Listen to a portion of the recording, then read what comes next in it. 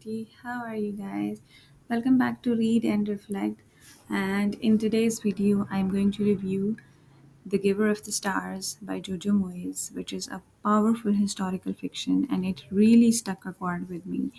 If you want to know the details about it, you should grab a cup of coffee and get comfy, and we should dive right into it. Basically, theme of the book is related to friendship, love, and women empowerment, knowledge sharing, and all those areas. It touch all those areas in a very slight manner and make it a complete story, like a complete gel in story, interrelated, interconnected story of these four areas and these four pillars. So let's get into it. So, guys, as we know that first and foremost thing which we have to do when we get to give reading a book is reading their acknowledgments. So here it is. To Barbara Knapp here, who gave me stars when I needed them. That's a woman supporting the other woman. And to all the librarians everywhere. That's such a sweet thing to say. I really like these notes. These are kind of love notes for books.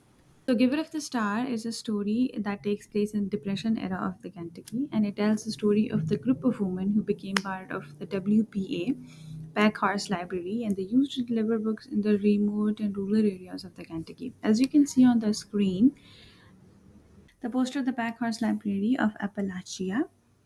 I have mentioned the Depression era of the Kentucky, and I would like to just take a moment of pause and brief through the Depression era of the Kentucky. It is the period during 1929 to late 1930s, and it is referred to as the Great Depression, which was spread worldwide due to the economic downturn.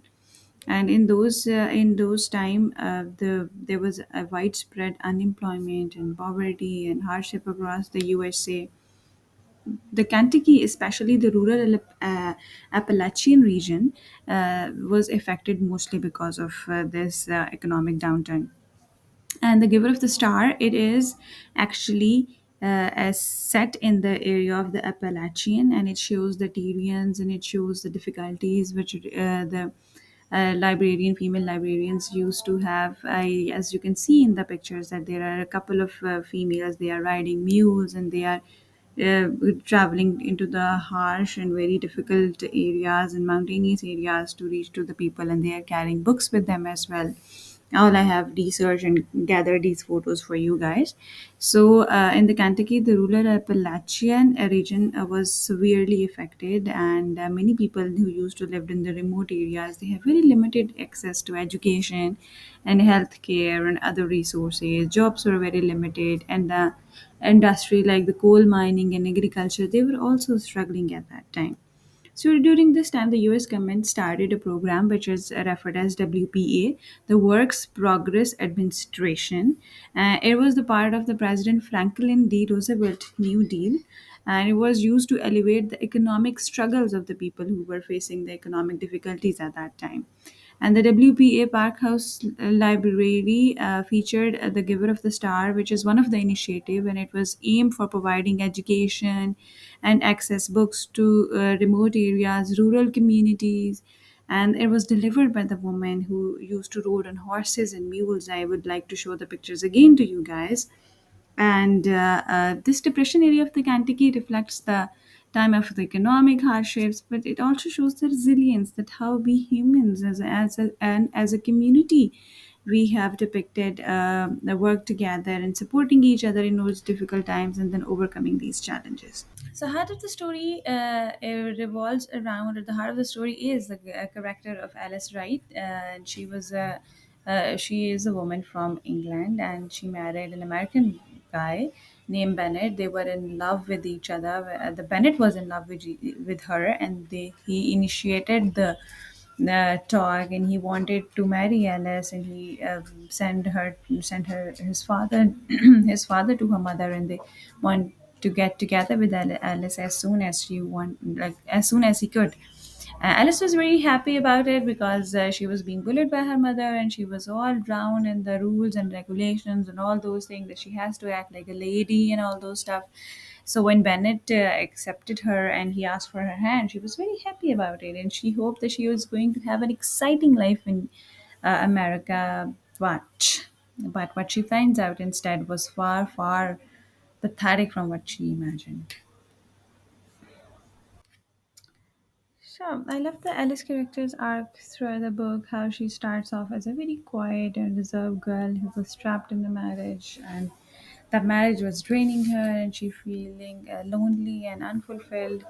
Her husband Bennett was cold and distant, and to make things worse, she has to deal with her overbearing father-in-law, who was Van Cleve, who used to own this coal mine, and he was into the business of these coals and all that.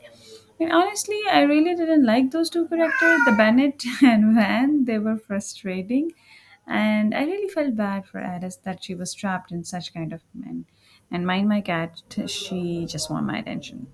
But what I would say is that the Alice journey is what that makes this book special. And as she joins the Packhorse Library because she was frustrated from her marriage and she wanted to do something, and then she got this opportunity of joining these Packhorse Librarians, and she started riding through the mountains, delivering books, and then she started to bond with the people where she used to deliver books. When she used to travel in the mountains, she used to feel very relieved, and she used to feel the taste of the freedom at that time. At that time, she begins to find her voice and her confidence back. And then she developed a friendship with Margery O'Hare, that was the owner of that library, who started that library. And by the end of the story, you would see that Alice has transformed. She's not the same woman we met at the beginning of the book. And that's something I really, really appreciated about this character. So, the Alice joined this library and she started delivering books. And then there was a character there, Margery O'Hare. That was the best and feminist part of this book. The friendship between Alice and the Margery. Margery was like a introvert sort of a lady who doesn't used to talk with other girls, and she doesn't want like to bond with other girls because she was strong and independent and no nonsense kind of woman who doesn't care about the society's expectations. But she was introvert. It doesn't mean that she was being rude or mean with other girls, but it was because she was considered as an outcast from the society because she doesn't used to care about these societal expectations, and she was a rebel actually. So she doesn't want that at that time the other girls would be associated with her name, and it would become a bad mouth to those girls. But the way she takes Alice under her wing and she helps her grow was so inspiring, and their bond was so emotional core novel for me, like that was the best. And honestly, Marjorie was one of the standout characters. That was the like, literally the character that inspires you. She was brave, she was tough, and she got this incredible spirit that really drives the story forward. And then the story continues. The librarian grew bond together. They first of all, people used to resist them. They used to consider them not a good character ladies who are riding alone and all that stuff. But eventually, when the ladies, through their character, through their resilience, through their kindness, they get by helping others, they get you can say into the heart of the people, and the people you begin to accept them, appreciate them. They used to visit their homes regularly. They used to left the books for the students, the story books, the course books, the doors for the people who don't like their women to come inside of their house, and they were being very cooperative. Actually, the concept was that they used to deliver books to one people when they have completed reading that certain particular set of books. They would take those books and deliver to other people and deliver them the new books. So like it was a rotation sort of library thing, that but they used to deliver at your doorstep. The story builds up. The girls and librarians begin to develop a very strong bond. They became a very strong one unit with Marjorie O'Hara leading all those young women. Talking about Bennett, the man in the Alice life for a second, like I said earlier, Bennett was a bit of disappointment. He was passive. He doesn't really like standing up for Alice, and really his relationship with his father Van Cleve, you can just say that not so great. He was kind of a baba's boy, like father's boy, you can say. And he couldn't stand up in front of his father, and his father was. Van Cleve, the father-in-law himself, was real antagonistic here. He was controlling and patriarchal, and he'll do anything to keep the woman from running to the library. And I'm not gonna lie, I really didn't like this character, but I would say that he adds a lot of tension to the story. The story begins that the Marjorie's boyfriend used to work in the factory of the Van Cleave, and he could see that there was a lot of injustice that was being done to the people working in the coal mines. And then the Van Cleave, when he saw that the librarians were getting hold of the society, and he knew that the people are getting awareness, that he get against the library. However, Alice was working in the library, and he tried to stop Alice from going into the library and delivering book and all that stuff. But at that time, it was the mid of the novel, and the Alice was a bit confident at that time. So she resisted Mr. Van Cleef, for which she was abused, physically abused, and then she decided that that's the time she has to leave the Van Cleef's house, and she have to dedicate her life completely and entirely to the library, and she would not go back there to those men, to those manipulative men, to her manipulative family. She even wrote the letters back to her family that she wanted to come back to England,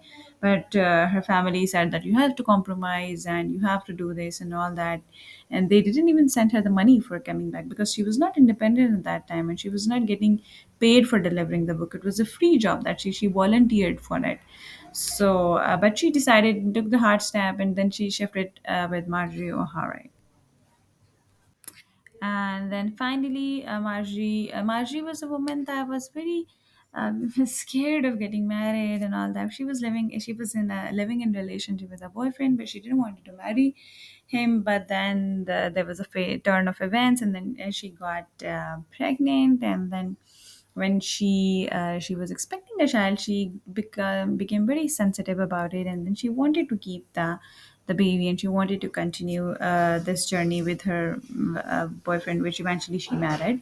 But as you can see, that Van Cleef was a strong person, and he knew that librarians were getting famous. He wanted to make them quiet, and wanted to eradicate the library. He started political propaganda against the librarians to, and all that stuff which you can read in the book. And eventually, that there was some murder, and the murder was plotted against Marjorie, and that's the plot twist. And they have to file the case. The Marjorie delivered her baby in the jail, and the situation they have explained that what has happened in those times, it was also devastating, and you should literally begin to lose hope at that. But at that time, the bond of the Alice and Marjorie already have developed, and the more grew, and Alice fought the case for her. She didn't give up on Marjorie.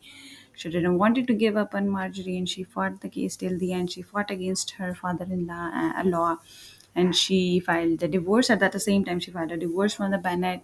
And on the flip side, there was a Fred that was a local handyman who used to work with Alice, and that man was a breath of fresh air for all the women that were working. He was very kind and supportive, and he was a great match for Alice. And they got along, but I just wish that their romance had been bit developed a little more. And I felt it a bit rushed, and I would have loved to see more depth in the relationship. But overall, he was a nice addition to the story. Supported Alice, he supported the case of the Marjorie O'Hara, the boyfriend of the Marjorie also supported them, and all of them fought together to get Marjorie out of this difficult situation. And ideally, as it is a good story, so the Mr. Van Cleef was defeated by all those librarians, and Marjorie O'Hara got out of the jail, and she lived happily ever after with her boyfriend. And Alice also got a nice match, and the library kept on going and going.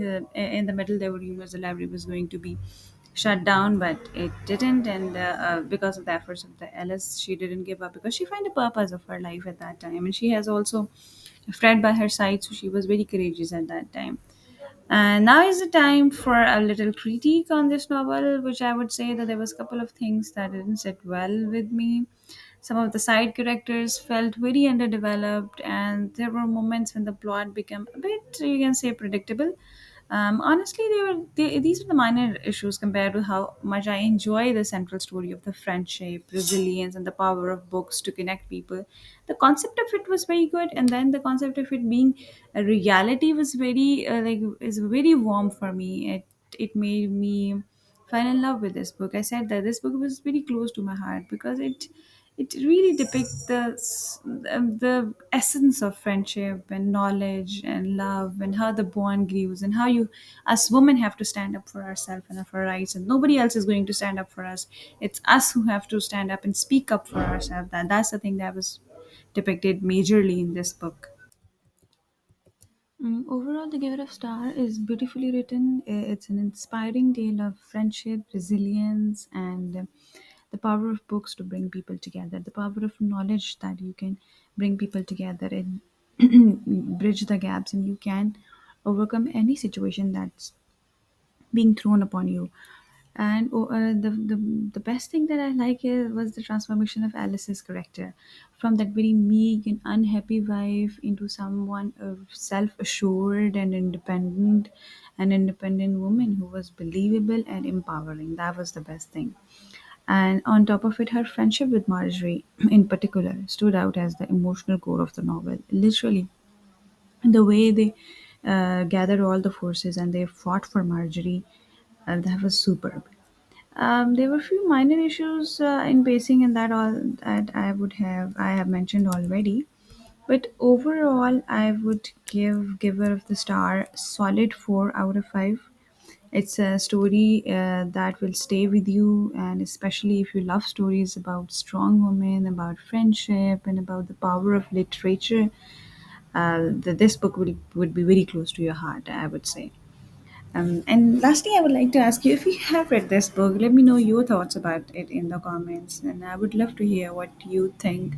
And thank you so much for watching this video. Don't forget to like this video and subscribe to the channel, and do hit the notification bell so that you don't miss out any of the future reviews. Coming up next, I'll be reviewing Manipulation Techniques by Daniel Brains. So stay tuned for that. See you in the next one. Till then, take care.